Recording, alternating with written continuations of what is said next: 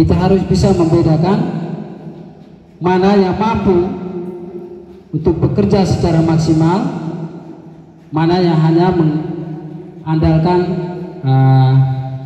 narasi atau hanya berbicara saja, tidak ada aksi nyata. Ini 5 tahapan. Nanti kita akan melewati itu semua.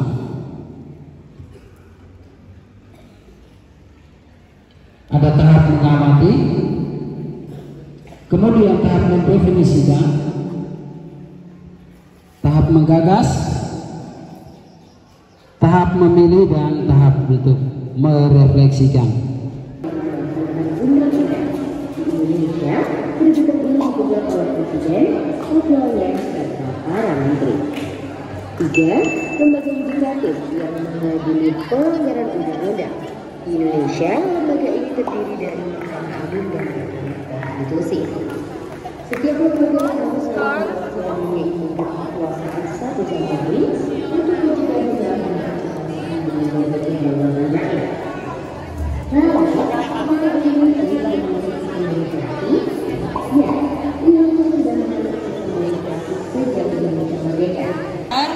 Yang kedua, sistem demokrasi terpimpin. Yang ketiga, sistem demokrasi orde baru. Dan yang terakhir, sistem demokrasi reformasi. Masih ada yang belum paham? Paham. Luar negeri berarti mengawali demokrasi terpimpin. Tahun 1959 sampai 1965. Sudah? Nah, demokrasi terpimpin ini berakhir dengan keluarnya daripada sebenarnya, yaitu demos berarti rakyat dan kratos berarti kekuasaan atau pemerintahan.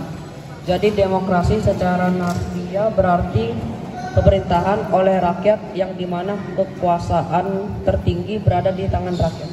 Demokrasi tidak langsung adalah demokrasi yang dilakukan melalui sistem perwakilan. Artinya rakyat untuk dapat ikut serta dalam menentukan kebijakan negara. Nomor 5, jelaskan tentang berarti di. Saya ingin bertanya tentang nomor 4. Apakah contoh dari pemilihan langsung dan tidak langsung? Dari kelompok 6/1, saya ingin bertanya, bagaimana demokrasi dapat mempengaruhi kebijakan publik di suatu negara?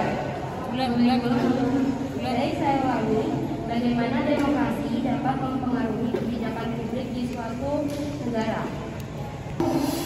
Demokrasi tidak langsung itu antara lain dia demokrasi ketika kita memilih namun diwakilkan. Sedangkan kalau misalnya demokrasi langsung itu kita bisa lihat Indonesia sekarang yang setiap rakyatnya itu memilih hak untuk memilih, begitu. Yang ada di suatu negara yang akan merumuskan sebuah kebijakan publik. Maka dari itu demokrasi sangat berpengaruh kepada kebijakan publik, begitu. Terima kasih. Parlementer adalah sistem politik dengan menganut kebebasan individu. Terpimpin adalah kekuasaan tertinggi dipegang oleh presiden.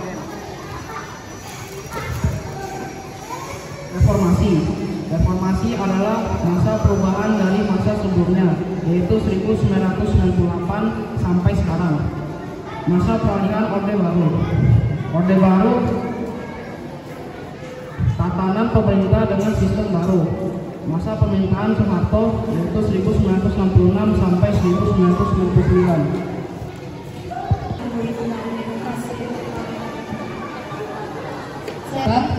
Bersifat atau kepala pemerintahannya biasanya seorang perdana menteri, yang berarti ada perbedaan dalam sistem ataupun tatanan yang mengurus di dalam negara tersebut. Baik, apakah jawaban bisa diterima? Itu adalah apa yang kalian ketahui tentang demokrasi parlementer.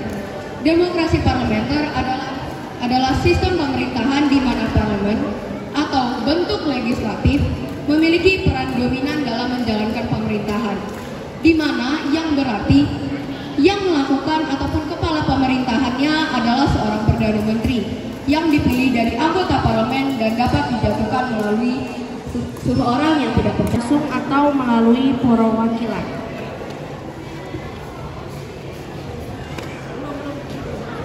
Indonesia termasuk negara demokrasi karena memiliki pemilihan umum yang rutin, pemisahan kekuasaan atau eksekutif, legislatif atau yudikatif, kebebasan berpendapat dan pers, serta konstitusi yang menjamin hak-hak dasar warga negara. Demokrasi di Indonesia membawa dilema untuk bangsa ini. Salah satunya adalah kebebasan berpendapat kerap disalahgunakan sebagai penegasan terhadap identitas kelompok tertentu atas nama mayoritas. Sebagai contohnya, banyak kita temukan konflik berbasis perbedaan agama dan budaya terjadi di masyarakat. Maraknya kan dia memperkenalkan perubahan yang signifikan. Apa saja perubahan yang dihasilkan pada demokrasi Pancasila Orde Baru? Dampak yang akan terjadi kalau demokrasi tidak terjadi di Indonesia. Tidak ada demokrasi, aspirasi masyarakat tidak akan tertampung dan tidak akan ada kebijakan. Indonesia memiliki pemilu langsung untuk memilih pemimpin, menjamin kebebasan berpendapat, menerapkan pembagian kekuasaan, yaitu eksekutif, legislatif, yudikatif, dan konstitusi yang menjamin hak-hak rakyat. Partisipasi rakyat dalam proses politik juga menjadi ciri utama demokrasi Indonesia. Demokrasi parlementer atau disebut juga sebagai demokrasi liberal adalah masa ketika pemerintah Indonesia menggunakan Undang-Undang Dasar Sementara 1945. Indonesia sendiri kan dikenal sebagai ada musyawarah atau mufakat. Apa itu musyawarah? London, apa itu musyawarah London? Musyawarah adalah satu tujuan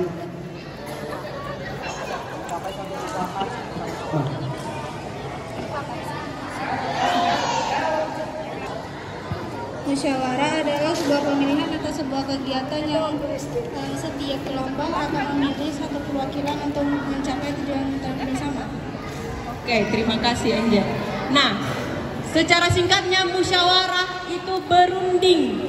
Kalau ada permasalahan-permasalahan itu dirundingkan.